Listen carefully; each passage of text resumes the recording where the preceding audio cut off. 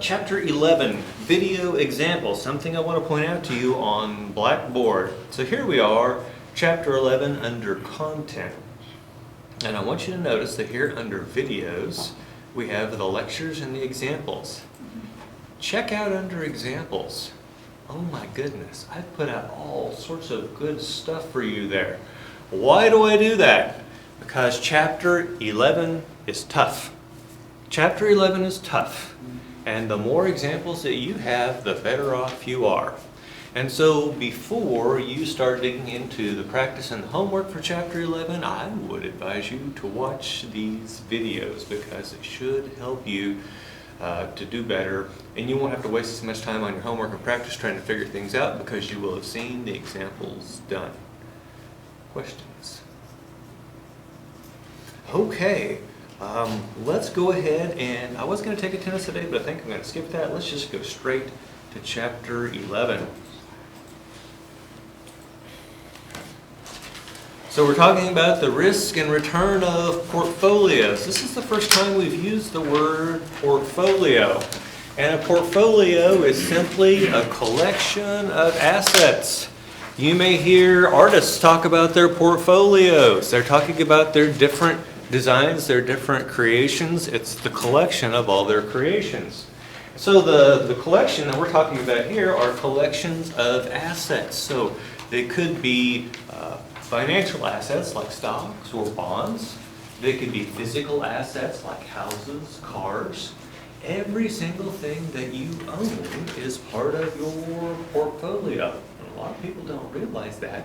If they have a house, that they're probably the big portion of their portfolio is real estate because that's a big part of their wealth. So let's talk about the vocabulary here.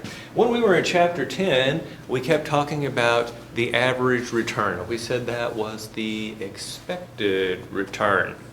But in Chapter 11, we are going to focus on the concept of the expected return, and we are going to be dealing with population statistics. And so it'll be a little different. And so that center of the normal distribution, instead of saying it's the mean or the average, we're going to call it the expected return. And then we've got a return variance or standard deviation. It's the same concept as it was in Chapter 10, only now, once again, we're dealing with population statistics, not samples. And we're going to have to add in a new mathematical concept or two here because when we were in Chapter 10, we were only examining individual assets. We were looking at one stock at a time. And now, because we are holding things in a portfolio, not only do we care about how each individual asset performs, we care how they perform in relationship to each other. Let me demonstrate to you why that's the fact through an interpretive dance. Are you ready? Okay, so let's say we've got two things in our portfolio. If those things both go up and down together, then the risk of the entire portfolio is just going to be the risk of those two things added together. Because remember, risk is the old up and down, right? The roughness. But what if I had two assets that did this? One's going up, one's going down, and they're constantly basically doing the opposite of each other. If I add those two things together and look at the return of the portfolio, it's much smoother now. And so if I have assets that move in kind of this opposite direction of each other, I can actually reduce the risk. And in fact, they don't even have to move opposite of each other. They just have to not move perfectly together, but we'll get to that. Now, we have not covered yet a mathematical measure of how things move with respect to each other. And so that's how we're going to use covariance and correlation, because both of these things are measures of how stuff moves versus each other. Now, each of these is always just looking at two assets, how asset A moves versus asset B. And we're going to talk about how when we do the calculation for the overall portfolio, how do those paired covariances, correlations, how do they impact the overall risk? It gets kind of hairy. Okay, any questions before we move forward? Okay, so we are going to look at a couple of companies here. And the companies are SuperTech and Slowpoke. SuperTech and Slowpoke. Now, the first thing I want you to notice is that we do not have historical return data here. Instead, what we have are different states of the economy, the probabilities of those states of the economy, and the return of the stock given that economic state. And what do I mean by states of the economy? Well, here we are talking about 4. By the way, depending on the problem, it may be 2 states of the economy, maybe 3. If you're lucky, I give you a 2 states of the economy kind of thing because it cuts down on the math. But here we have 4. They are depression, recession, normal, and boom. Let's talk about what these mean. The only one that we have up here that actually has a scientific definition is recession. Recession is 2 consecutive quarters or more of negative gross domestic product growth. Now here's the easy way to say that. 2 quarters or more of economic shrinking, of the economy shrinking, or contraction. Okay, now the depression.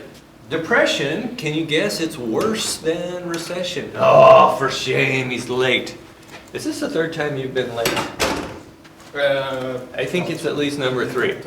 Okay, so here's what we would be doing if I were your employer. We would be sitting down and I would be giving you your final warning. And then the next time that you came in late, do you know what would happen? You get fired. Yeah. Okay, so the next time that you're late to my class, I'm not going to shame you. I'm just going to say, you're fired. Okay. Okay, very good. So, we were just talking about depression being worse than recession. Think about the Great Depression in the United States. That was the 1930s. If you roll back to October 1929, when we have the stock market crash, you've got people jumping out of buildings. Does that sound like it's a little worse than 2 consecutive quarters of negative G? Yeah, there's an emotional component to this. Ronald Reagan once said, "When my neighbor loses his job, that's a recession. When I lose my job, that's a depression." Now, is that a scientific term? No, but it helps you to understand the emotional component of this. Now, how many depressions have we had in the last 100 years?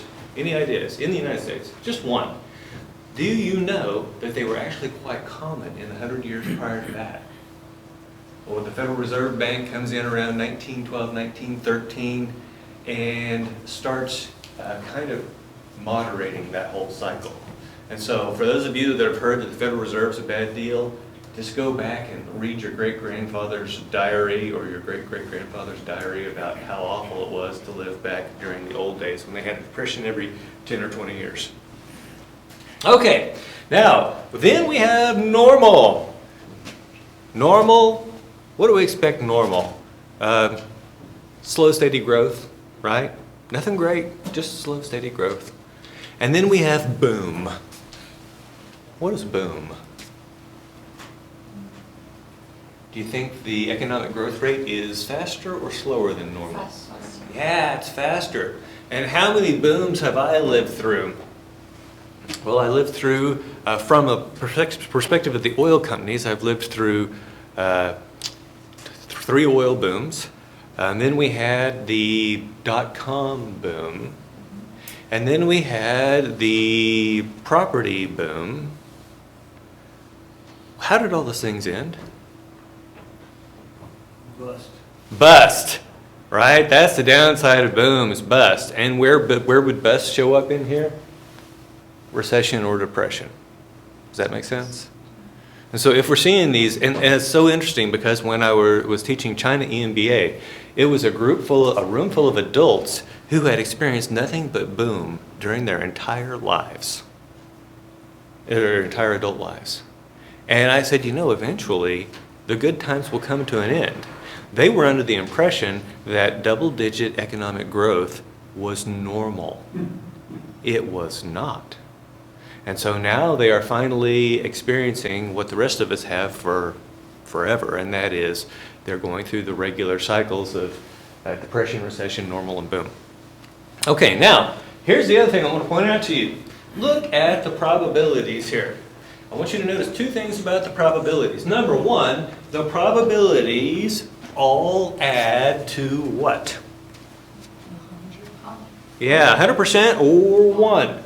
That means that we have covered every conceivable scenario with these 4 states in this imaginary world we've created. And that's why we can say we're dealing with population statistics, because we've got 100% of the observations. If your probabilities don't add to 1, there's a problem. The second thing that I want you to notice is that the probabilities are exactly the same for Supertech and Slowpoke. These are 2 stocks that are in the same economy. They are 2 stocks that are in the same economy. So they're both being affected at the same time by depression, normal, recession, and boom. Okay, now let's talk about how these firms are reacting to these changes. You would think that during a depression, returns would be lower, and during a boom, returns would be higher. And we would call that any firm that responds like that, we would say provides a normal or luxury good.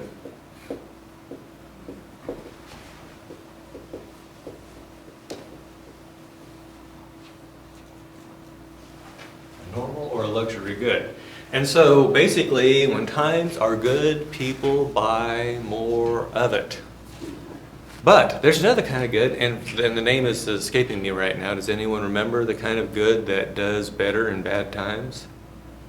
Security? No. If you say the word, I'll remember it. Okay, so it's I will figure out the word and we'll get back to that. But there's another kind of good that does better in bad times. So let's talk about examples here. Your normal or your luxury good. I'm going to throw out some, and we'll call this one. Okay, now I gotta look it up. This is driving me crazy. It's hell getting old, by the way. Inferior. All I had to do was pull that, so there we go.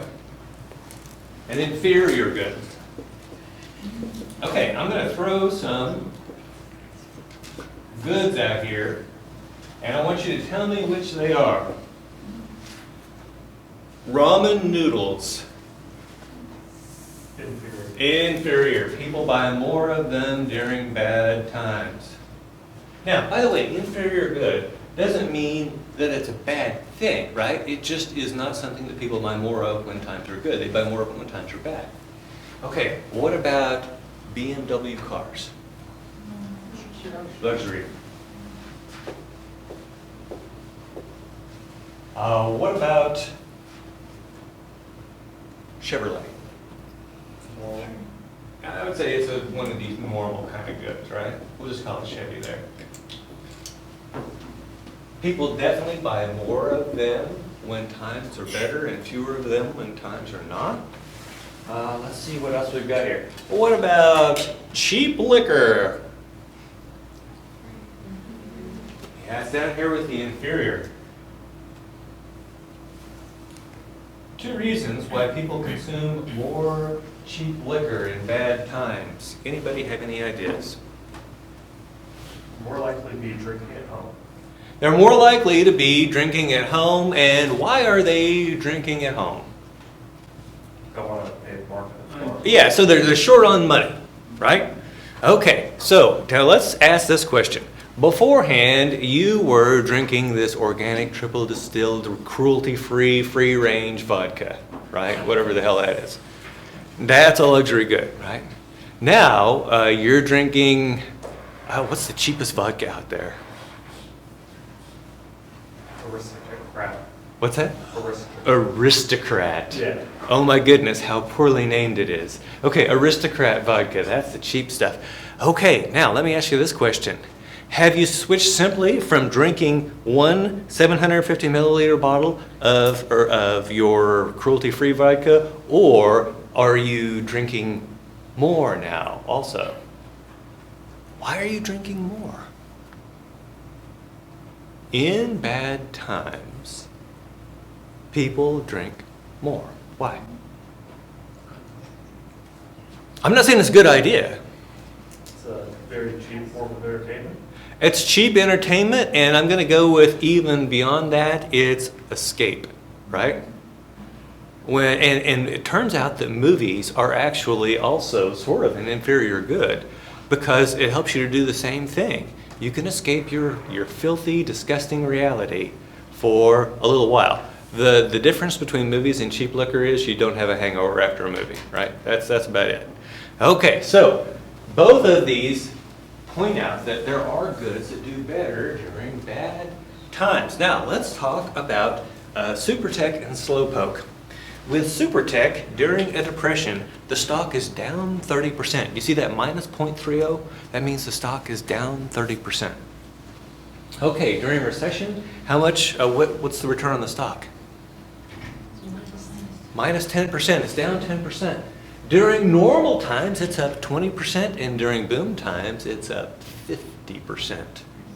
Now, just looking at those returns, do you think this is a normal, luxury, or inferior good? Yeah, I'm thinking this is more along the lines of luxury, right? Now let's look at Slowpoke. During depression, Slowpoke has a return of 0. Is that good? I would be thrilled to death to have a 0 return in a depression, right? Because what usually happens? Right? Okay, now things get a little better. We got a recession, and they're actually returning 5%. In normal times, it's exactly the same as Supertech at 20%, but check out what happens during boom time. Minus 0.05.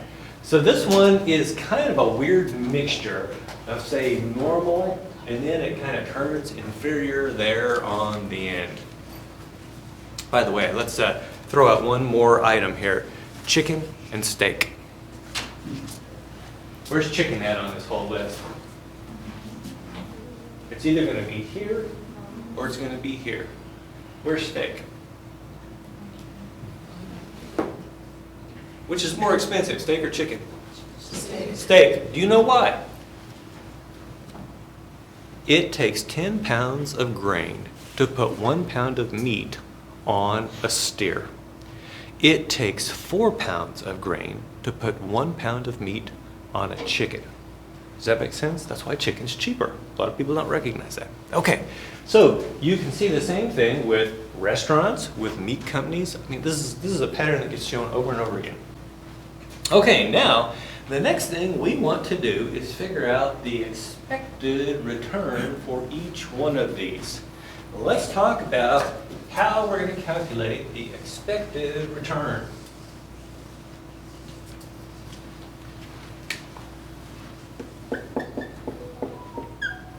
Oh, please, whose phone was that? Everyone pretends not to have heard that, right? Whoever it was, please pretend to turn your phone off so we can pretend to not hear it again. Okay, so the expected return on stock, let's call it J, on stock J, is equal to the sum. You guys recognize that as sum? It's the Greek letter sigma.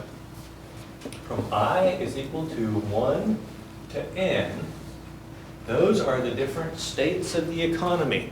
What would n be for this example? 4, right? N would be 4. Okay, and then we're going to have probability of that state times the return for stock J in that state. So, here's what we've got. Think about this as the return on IBM stock. Well, how are we going to get the return on IBM stock?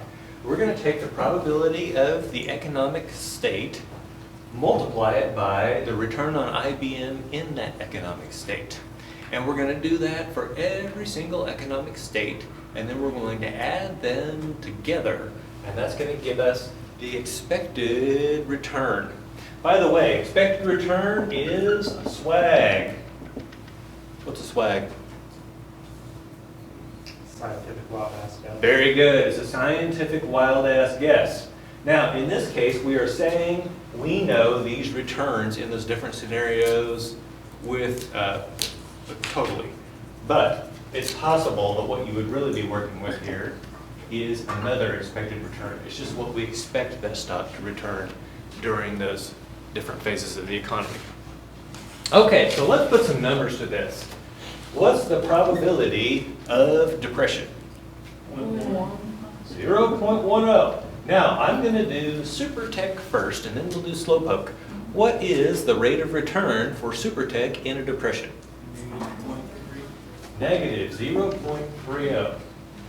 Okay, so that takes care of scenario 1 and the expected return in that scenario. Now, we're going to add scenario 2. What's scenario 2?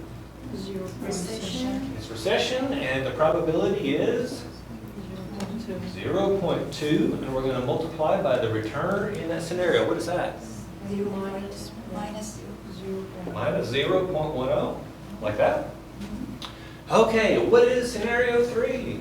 normal. Normal. What's the probability of normal times? 0.50. By the way, does it make sense that normal would be the one with the highest probability? If it wasn't, would it be normal? I don't think so. Okay, 0.50 times, what's the return in that scenario? 0.20. And then at the end, we have the probability of the boom being 0.20, and we're going to multiply that, and what are we going to get? 0.05, or 0.50, right? Dyslexia kicking in there. 0.50. Okay, now, how do you do this on your calculator? If I were you, knowing how students have trouble with calculators, here's what I would do. I would do this math, store 1. I would do this math, store 2. I would do this math, store 3. And I would do this math, store 4. How would you add them all together? Recall. Yeah, recall 1 plus recall 2 plus recall 3 plus recall 4. Okay, now I'm going to do a little math here in my head. Minus 0.03 plus minus 0.02 plus 0.1 plus 0.1. So I'm getting 0.10, 0.20 minus 0.05 is equal to 0.15. Is that what you're getting? Yeah. Now that's 15%. Now I want you to look up next to the word SuperTech. Do you see what it says there? Expected return 0.15, right? You could have calculated even if I hadn't given it to you. On an exam, what would you prefer? To be given that number or to have to calculate it? Oh yeah, you prefer they give it to you, assuming I give you the right one, right? I would never give you the wrong one purposefully. Okay, so that's how we're going to do that. Now, let's think about then, how are we going to do slowpoke? By the way, I'm just going to go back here and erase the returns because after all, the probabilities are the same.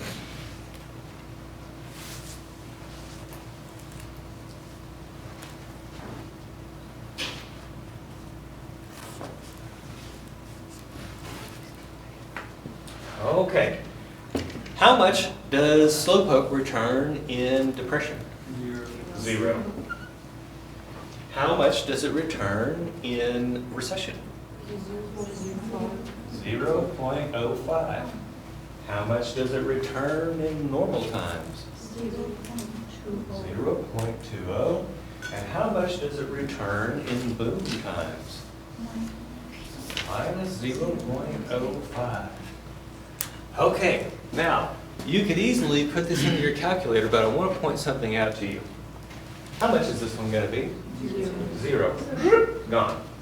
Now, the next thing I want to point out is that this thing and this thing are just the opposites. Do you see that? What does that mean we can do with those? Just cross through them too, because they cancel each other out.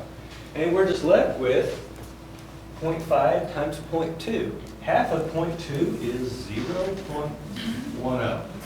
So the expected value, or the expected return for slowpoke is 0.1.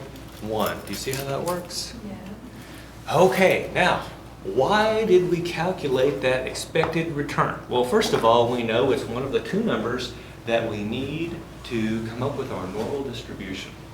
And the second thing is you're going to need it to be able to calculate your measures of variance and standard deviation.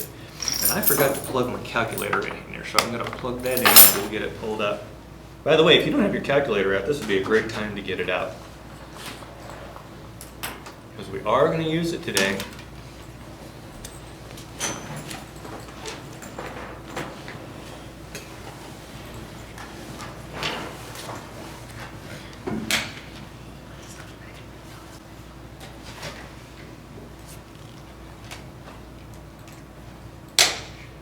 Okay, now let's talk about what we're going to do from here.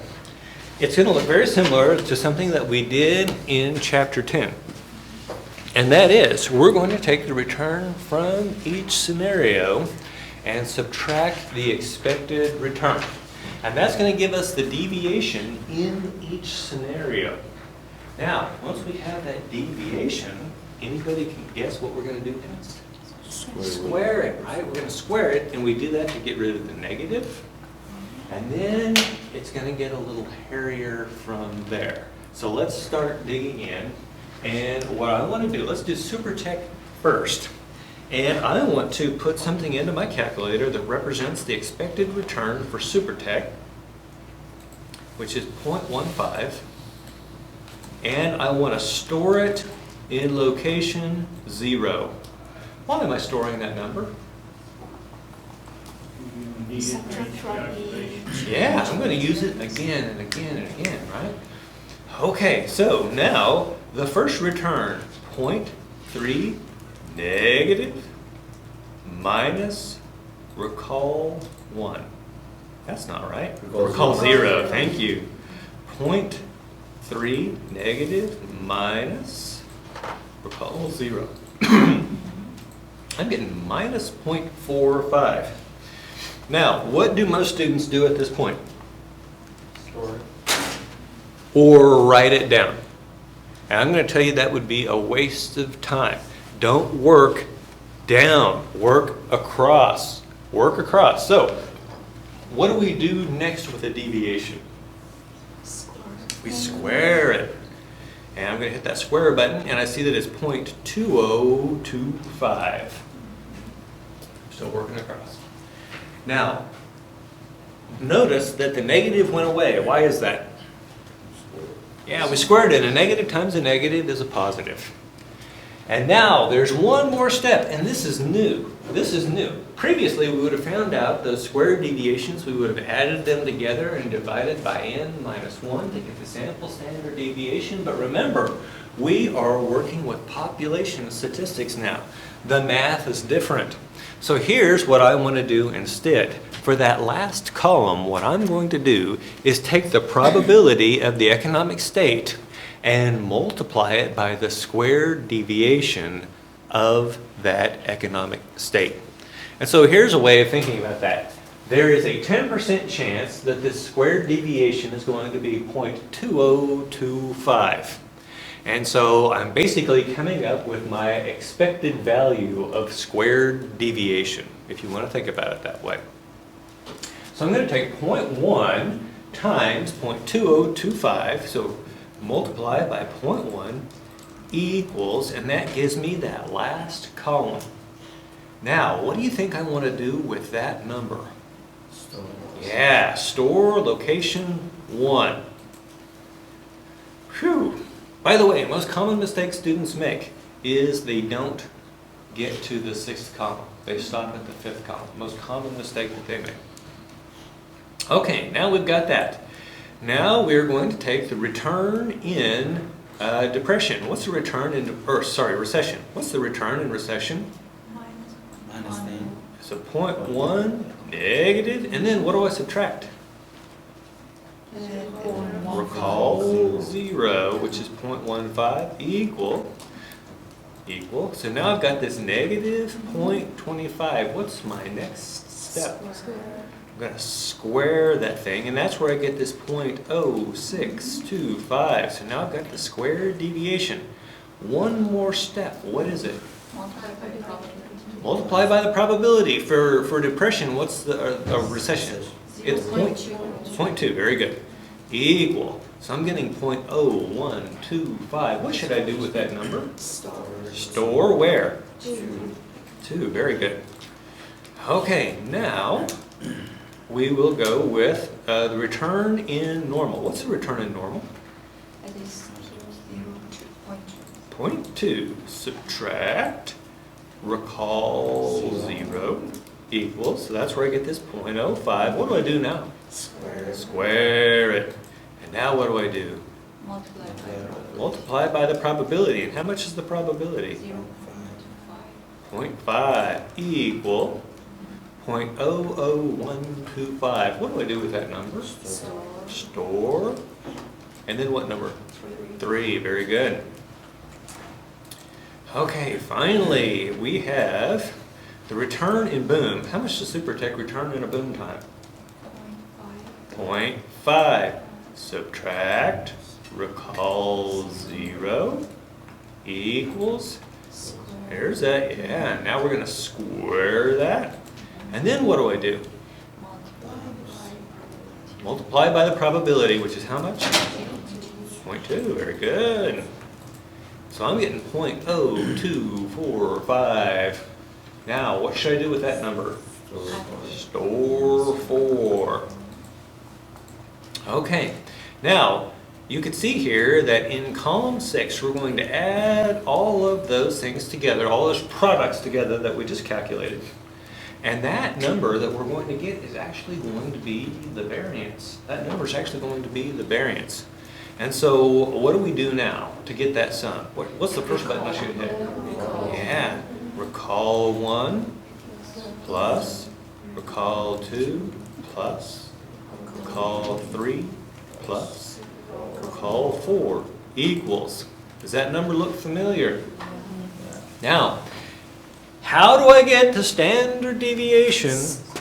Square root. Square root. And so I'm getting 0.2419 roughly, or 24.19%. Okay, so that's how I come up with the standard deviation when I am in this weird world of population statistics. First thing I do, make sure my probabilities add to 1. If they don't, you've got a problem. Second thing that I do, figure out the expected return. Third thing that I do is I go through here and I find the deviation, and then I find the squared deviation, and then what do I multiply the squared deviation by? Yeah, the probability. And then I add all of those products together. That gives me the variance. How do I get the standard deviation? Square root. Okay, now let's walk through this exercise for slowpoke. What am I going to put in for the expected return of slowpoke? 0.1. Yeah. And I'm going to store that in location 0. So, what is the return during depression? 0 minus recall 0 equals. So I've got a deviation of minus 0.1. What's the next thing that I do? Square it. And then what do I multiply by? The probability, which is 0.1. So I'm getting 0.001. What do I do with that number? Store 1. Okay, now I've got a return of 0.05 during the recession minus recall 0 equals. That gives me a deviation of negative 0.05. What do I do next? Square it. And then what do I multiply by? The probability, which is 0.2 equals. What do I do with that number? Store 2. Okay, Now, the return in normal time, how much is it? 0.2. And what do I subtract? Call 0 equals. That's going to give me my deviation. What do I do next? Square it. And then what do I do? Multiply by the probability. What's the probability? 0.5 equal. I'm getting 0.005. What do I do with that number? Store 3. And then finally, the return in boom time is negative 0.05. We're going to subtract, recall 0 equal. That's going to give me a deviation of negative 0.15. What do I do next? Square it. And then I multiply by what? 0.2, because that's the probability. Equal. That gives me 0.0045. What do I do with that number? Store 4.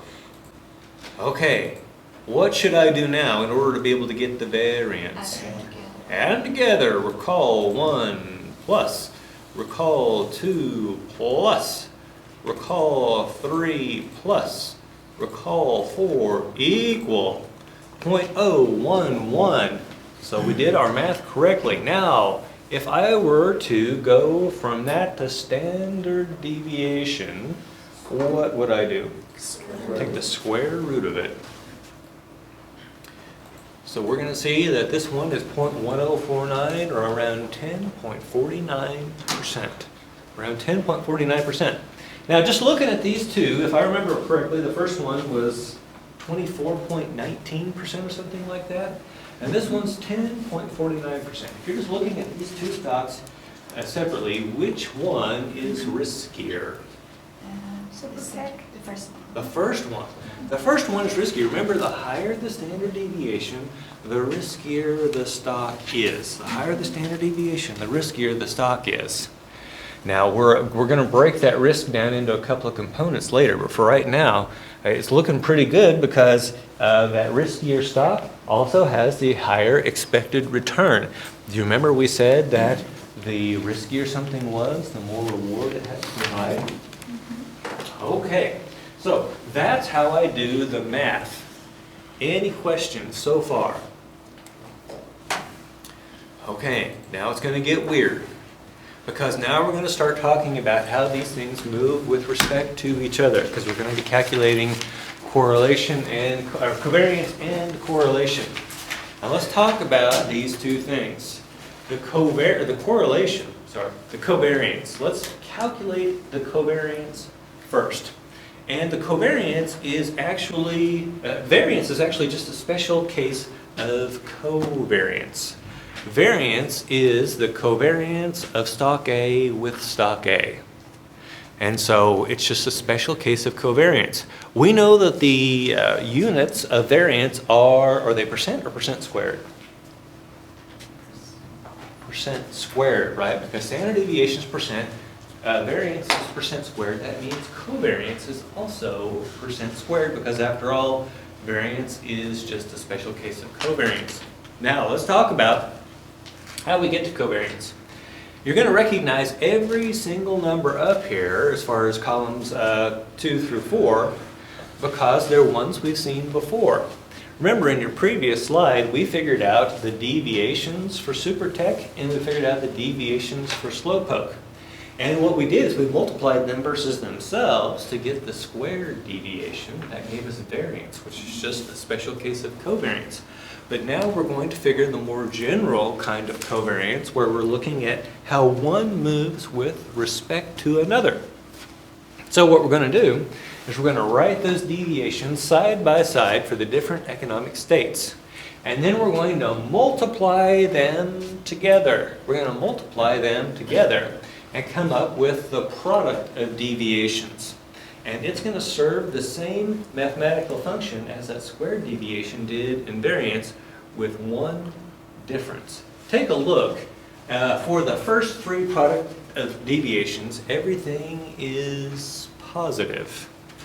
But what do we get in the last one? Negative. It turns out that if they're both going in the same direction, if they're both going down, then the product of deviations is going to be positive. If they're both going up, it's going to be positive. But if they're going in opposite directions, one's positive, one's negative, and now you have a negative product of deviations. And so this is the first difference we see between covariance and variance, is that this product of deviations can be negative. Okay, now we are going to do this exactly the same that we did for variance. We're going to take that product of deviations and we're going to multiply it by the probability of the state of the economy. And so we're going to take that first one, 0.10 times 0.045, and that's going to give us that 0.0045. Would you guys like to watch me work through this math? I see a couple of heads shaking yes, and I did not see anyone vigorously saying no. So we will go ahead and do it. So here we go. How would I do this? I would say, by the way, do I need to type in the negatives? If they're both negatives, do I need to type in the negatives? No. And so I'm not going to do it for two reasons. Number one, I'm lazy. And number two, I know I'll screw it up. So I'm just going to do them both positive. So here's what I'm going to do. I'm going to say 0.45 times 0.10. And that's going to give me the product of deviations. Now, for that final column, it's just like it was last time. We're going to multiply by the probability. What's the probability of a depression? 0.1. And so now I've got 0.0045. What should I do with this number? Store. Where? 1. Very good. Okay, now the next one. Same problem. I've got two negatives. I'm not going to type those in. 0.25 times 0.05 equals. That gives me my product of deviations. What do I multiply by? Yeah, probability of 0.2 equal. That gives me this number over here. What do I do next? Store 2. Very good. And now for this one, we've got two positives. 0.05 times 0.1 equal 0.005. What do I multiply that by? Yeah, probability of 0.5 equal. What do I do with this number? Store 3. And I'm going to clear it out. And then finally, this time I have to pay attention to the signs because I've got one positive and one negative. 0.35 times 0.15 negative equal. I'm getting negative 0.0525. What do I multiply that by? 0.2 equal. What do I do with that number? Store 4. Very good. Okay, now the covariance. I told you variance is just a special case of covariance, and we're going to get to covariance in exactly the same way that we got to variance. What do you think we're going to do next? Yeah, we're going to add those four numbers together. So I'm going to say recall 1 plus recall 2 plus recall 3 plus recall 4 equal negative 0.001. Okay, now we have an issue. Remember I told you that we couldn't truly interpret variance because none of us understand percent squared. I've got the same problem here. How did we solve that problem with variance? How did we get a number we could interpret? What did we do to get standard deviation? We took the square root. What happens when you take the square root of a negative number? You end up with an imaginary number. I'm not kidding. That's a real mathematical construct, imaginary numbers. And shockingly, I used it in an electrical engineering class precisely once, right? It actually works. There's real stuff out there that is imaginary, strangely enough. But finance, we do not use imaginary numbers. So we're not going to be able to take the square root of that thing. And so we're going to have to find some other way for us to be able to interpret that number. And so we're actually going to convert that number into something called correlation. The correlation is, this is the formula right here. By the way, anytime that I give you a formula in class, where do you think it should end up? No sheet. On your note sheet, thank you for calling it a note sheet and not a cheat sheet. If I didn't allow you to use it, it would be a cheat sheet. If I allow you to use it, it's a note sheet. Right? I don't want you to feel like criminals. Okay, back to the story. So what we're going to do here is we're going to take the covariance and we're going to divide it by the products of the standard deviations for these things. So we're going to divide this covariance of A with B, the covariance of supertech with slowpoke, and we're going to divide that by the product of the standard deviation of supertech and the standard deviation of slowpoke. Now remember, we said covariance has the units of percent squared. What are the units on that bottom part? If standard deviation is in percent and standard deviation is percent and I multiply them together, what do I get? Percent squared. Now if I've got percent squared on the top and I've got the percent squared on the bottom, what does that do for us? They cancel out. They cancel out.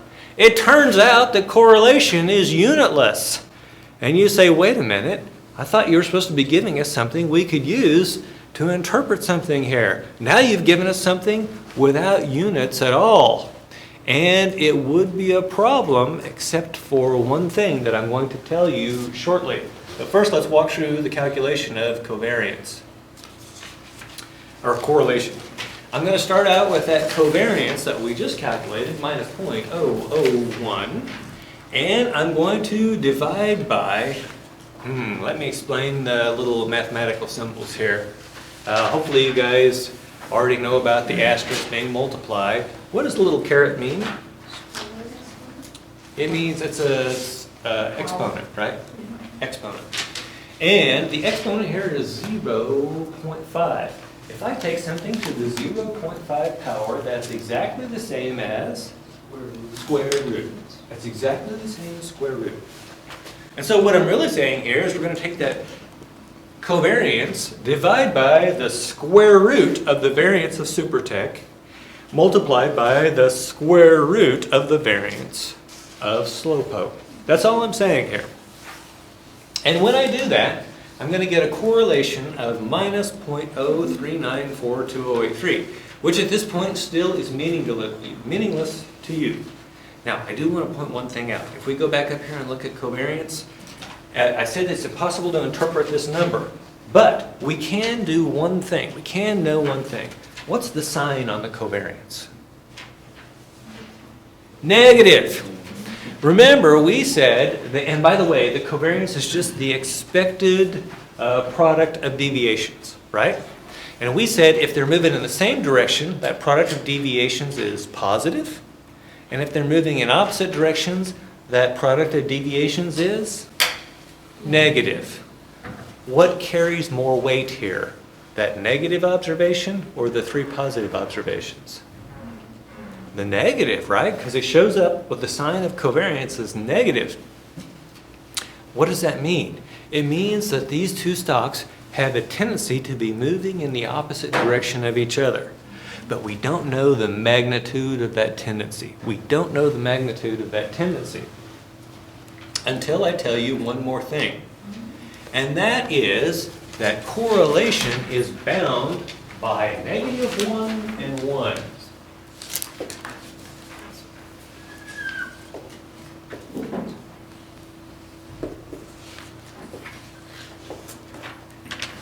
So correlation is right along this line. Correlation can never be greater than 1. Correlation can never be less than -1. If you hear anyone say, yeah, those two stocks have a correlation of 1.25, feel free to immediately call them an idiot, because that is not mathematically possible. It's just not mathematically possible. Okay, so along this line, there are 3 points that we're going to talk about. And those 3 points will be perfect positive correlation.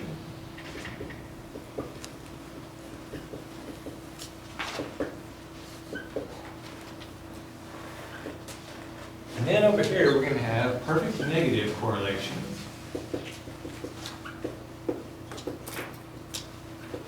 And here in the middle, we're going to have uncorrelated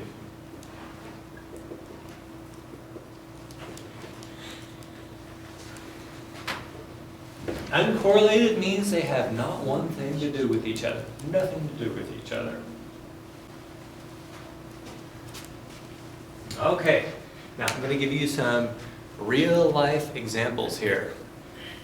The correlation of my happiness with my wife's happiness is real close to here, right? But think about the person that you dislike the most. When they are unhappy, you are happy, right? And then maybe that's not the way things should be, but that's how it works. And when they are happy, what are you? Unhappy, right? Now, I'm sure right now there is someone sitting in a coffee house in Croatia. I don't know who they are. I have no idea. How is my happiness correlated with theirs? It's not. It's not unless they step outside and try to shoot like Archduke Ferdinand and start another world war, right? Does that make sense? Actually, that was Serbia, not Croatia. Okay. So the point here is that this applies to lots of things, so not just stock returns, but let's get to stock returns. Let's look at what this means. Let's talk about, and by the way, we have pictures here for the visual learners. People might think that this is what perfect positive correlation looks like. If stock A is up 1%, stock B is up 1%. If stock A is down 1%, stock B is down 1%. If stock A is up 2%, stock B is up 2%. And certainly that is perfect positive correlation. But we could also have this. If stock A is up 1%, stock B is up 3%. If stock A is down 1%, stock B is down 3%. If stock A is up 2%, stock B is up 6%. And if stock A is down 2%, stock B is down 6%. That is also perfect positive correlation. And here's how you know if it's perfect positive correlation. If I can take the movement of one divided by the movement of the other and always come up with the same positive number, that's perfect positive correlation. In this case, I could always take the movement of B divided by the movement of A and always come up with 3 every time. That's still perfect positive correlation, even though they weren't moving exactly the same. Now, what about perfect negative correlation? What if stock A is down 1%, stock B is down 1%, stock A is up 2%, stock B is up 2%? Sure, that's perfect negative correlation, but so is this. Stock A is up 1%, stock B is down 2%. Stock A is down 1%, stock B is up 2%. Stock A is up 3%, stock B is down 6%. If I can take the movement of one and divide by the movement of the other and always come up with the same negative number, and I think I may have messed that last one up, but if I can always come up with the same negative number, that means I've got perfect negative correlation. Does that make sense? Okay, so that's your mathematical test. And you can see it in this picture. You don't necessarily have to, the stock A is not moving as much as stock B, but it's always moving the same proportion, the same positive fraction. And so we say they are perfectly positively correlated. And we can see something similar going on in the next one, only they're moving in opposite directions instead of the same direction. But if we look at the third picture, 0 correlation, you could tell that the movement of one has nothing to do with the movement of the other. Questions?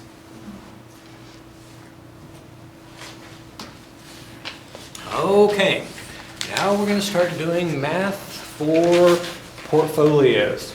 And the first thing we're going to figure out for the portfolio is the expected return.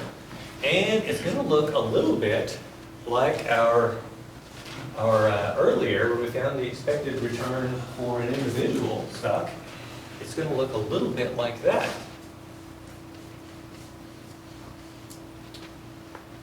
Let's see here. Only this time,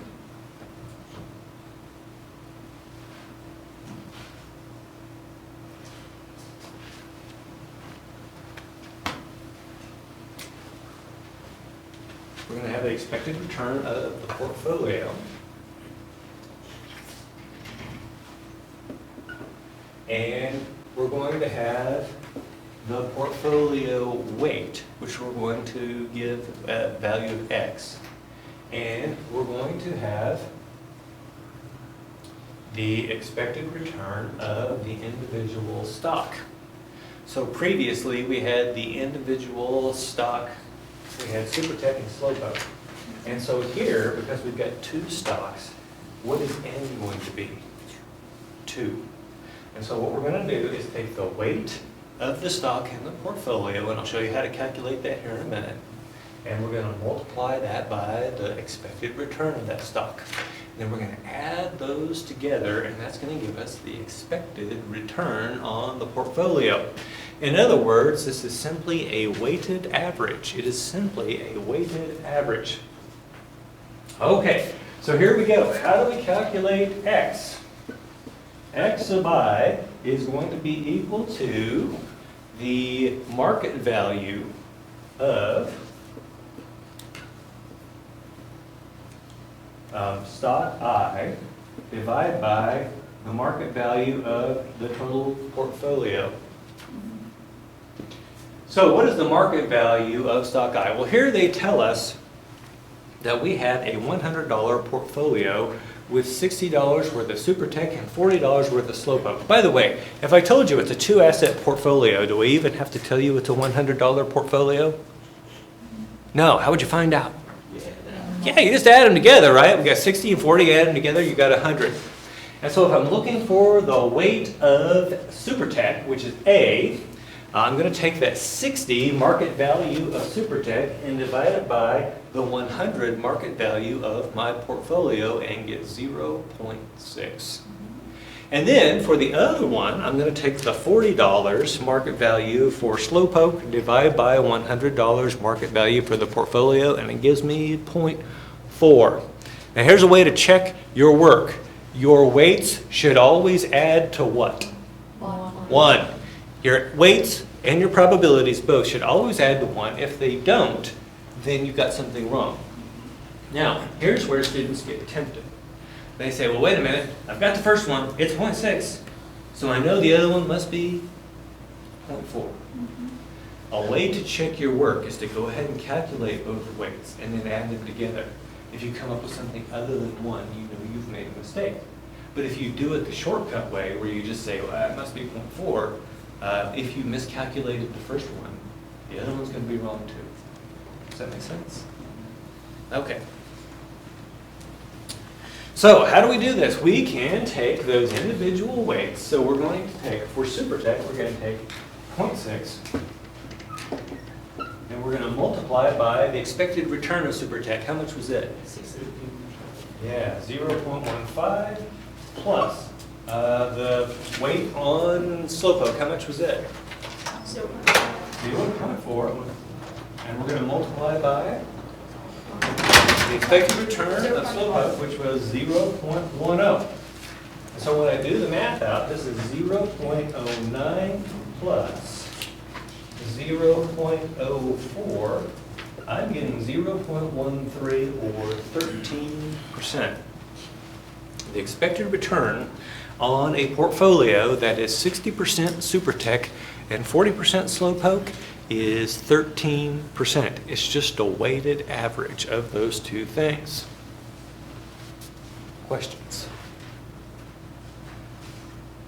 So how do we know that it's a good return? Oh, we'll get there. She asked, how do we know if it's a good return or not? We will get there. And in fact, we're going to get there in this chapter. And the way we're going to know is through something called the security market line.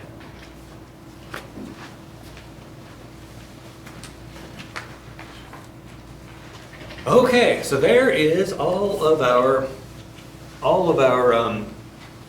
math. Now, instead of using the expected returns that we calculated, if we had real stocks in the real world, what would we do?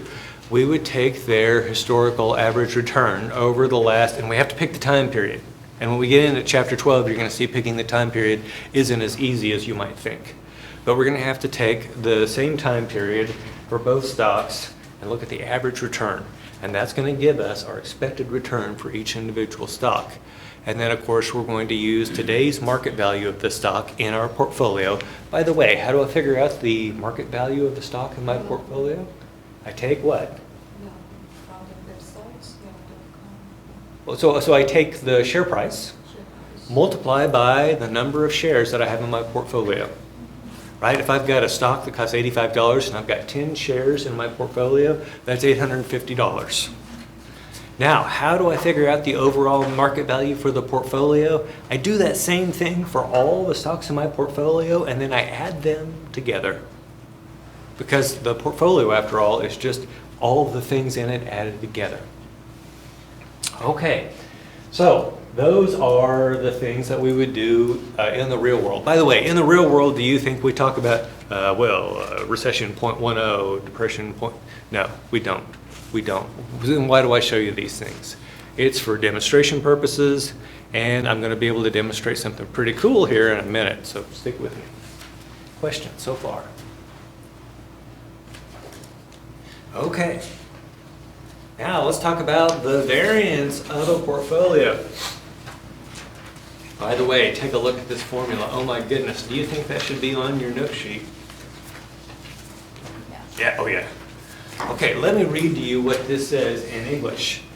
The variance of the portfolio is equal to x sub a squared. What is x sub a?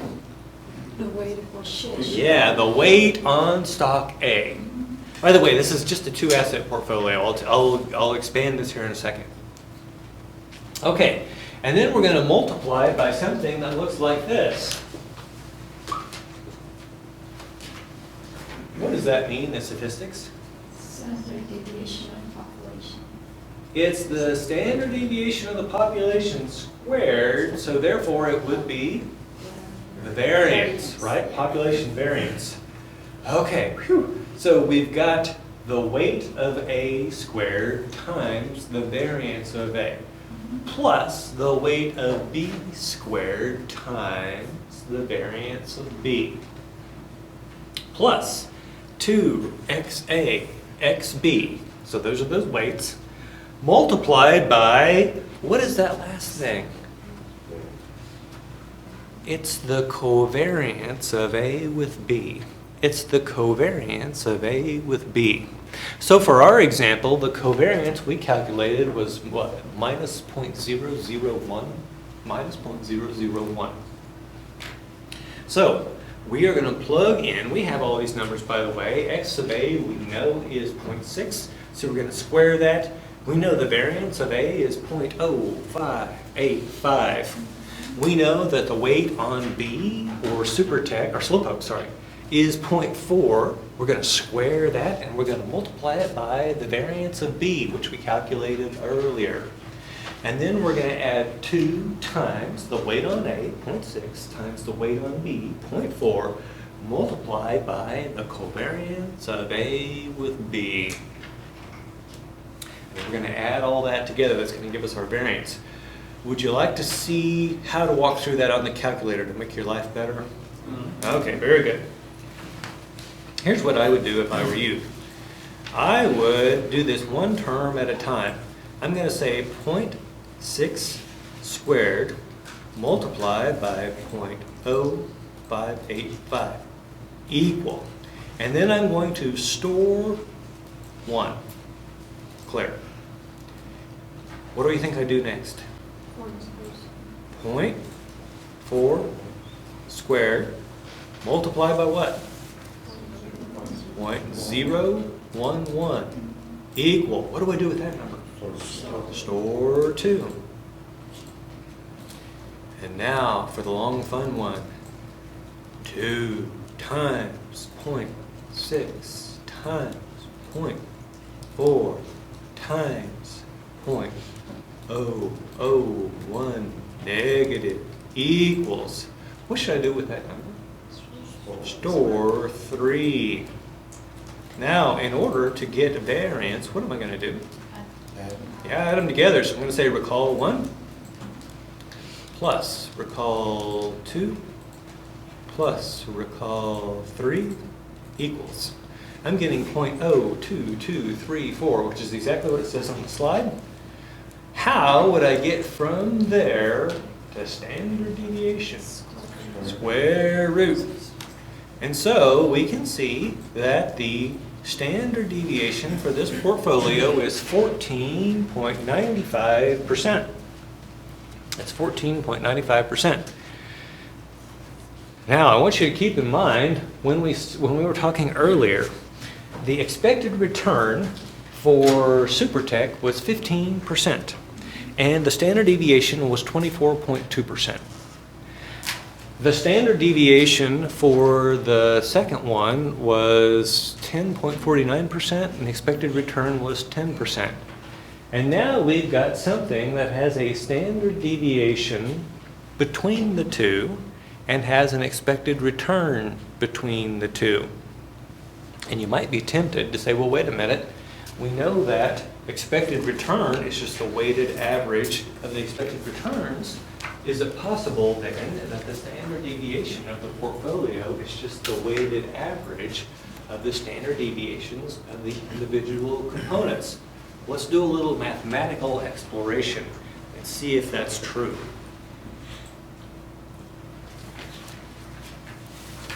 How would we figure out the weighted average standard deviation? We would just take that weight on A, multiply times the standard deviation of A, plus the weight on B times the standard deviation of B. And when we do that, we come up with 18.71%.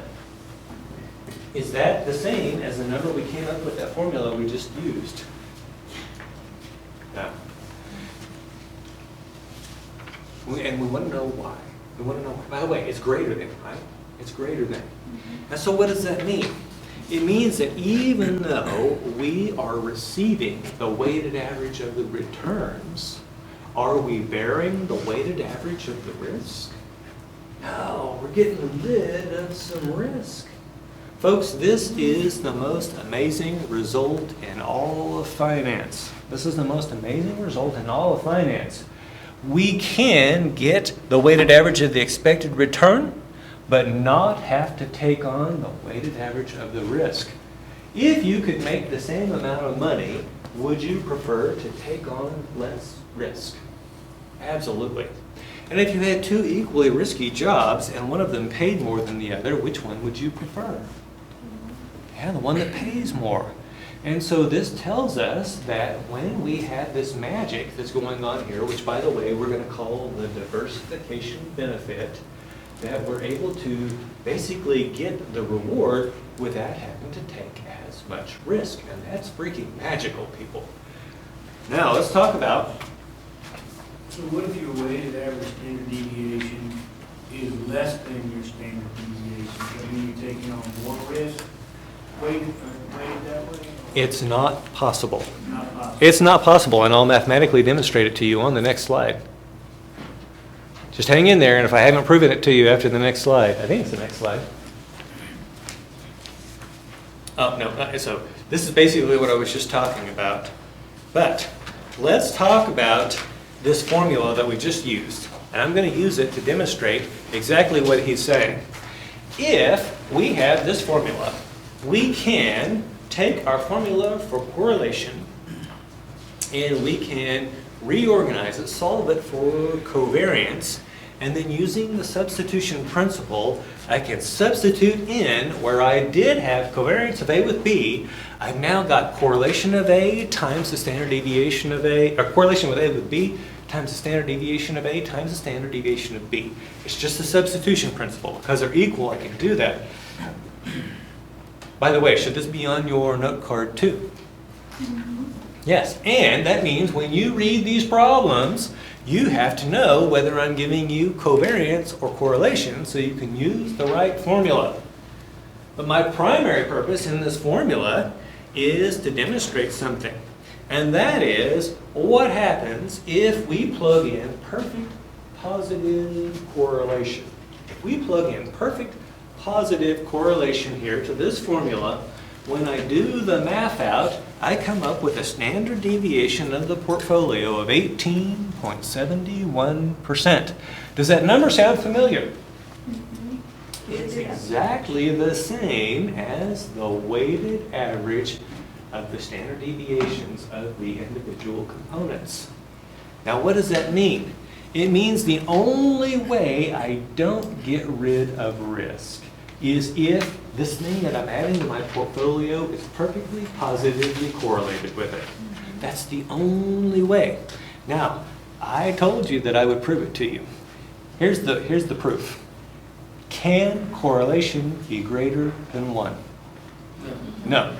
Can this thing ever be greater than 18.71? So using a -1 for correlation. Ooh. Bring that down. Oh, he's ahead of it. Check out what he's doing there. He says, wait a minute. What if I put in a -1 for correlation? Well, something pretty magical happens there too. But here's what I'm going to tell you. By the way, you guys can know that obviously if you have negative correlation, you're going to reduce your risk. That's true. But it doesn't even have to be negative. It just has to be less than 1. Let me say that one more time. It doesn't have to be negative. It just has to be less than 1.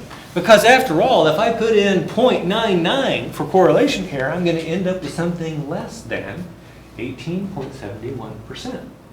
This is amazing news. What it means is all I have to do is find other assets out there that are not perfectly positively correlated with the rest of my portfolio, and whoop, by chucking them into the portfolio, I've gotten rid of some risk, but I haven't reduced my weighted expected return from those individual components, right? Because it's just weighted average. That's amazing. Now you say, well, wait a minute. How hard is it to find things that are uncorrelated? Folks, it's the easiest thing in the world. You can go out there and pick any 2 stocks, and you will find that none of them are perfectly, positively correlated. Even in the weird instance of Royal Dutch Shell. If you go back to look at Royal Dutch Shell 50 years ago, it's actually a British and a Dutch company at the same time. And the cash flow, each share in the Netherlands has the same cash flow rights as the shares in Britain. And so when the Dutch stock is up 10%, what would you expect to happen to the British stock? You would expect the same thing, but even though these shares actually represented the same cash flow rights, they were still not perfectly positively correlated. So weirdly enough, owning the British shares and the Dutch shares in the same portfolio, you would actually get a small amount of diversification benefit. It's excruciatingly difficult to find anything that's perfectly positively correlated, and it kind of has to be totally by construction. For instance, if you have an S&P 500 ETF, for instance, SPY, that is designed to perfectly track the S&P 500, then that is the closest possibility you're going to have to perfect positive correlation. But just to go out there and pick 2 share stocks in general, not going to happen. Now, what if I have 2 car makers? They're going to be positively correlated, but are they going to be perfectly positively correlated? No. You could still get diversification benefit by owning both of them. That's magic. Questions? Okay, this is where we will start next time.